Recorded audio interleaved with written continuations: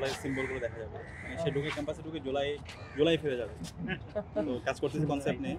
খুবই সুন্দর আইডিয়া 36টা সেন্টারে। আর আমাদের যে ইস্তেহার ছিল ওইটা 36। হ্যাঁ 36 সংস্কার প্রস্তাবনা দিয়েছি। আর এখানে ছিল 6 yes 6 no, তো 6 গুণ করলে 36 আবার।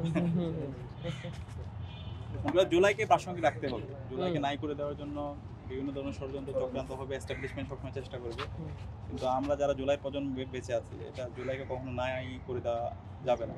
ওই জন্য মানে তাদেরকে নাই করে দেবে, ঠিক আছে? কিন্তু এটা নাই কথা, এটা আপনি যেরকম বুঝেন এরকম সবাইকে এরকমই বুঝতে হবে, নাহলে আসলে জুলাইতে যারা জড়িত ছিল তাদের অস্তিত্ব থাকবে না। তাদের অস্তিত্ব থাকবে না।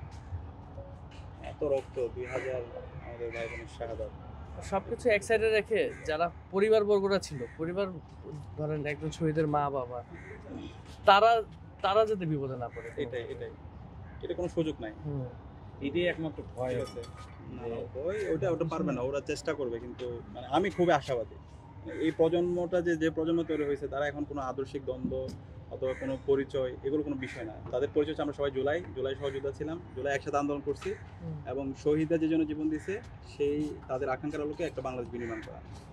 এই জায়গায় আমরা এক আছি। তো এখন এই কাজগুলো, এই যে পরবর্তী কাজগুলো, সেই জায়গায় আমাদের একসাথে বসে আমাদের এই প্ল্যানটা সাজাইতে হবে।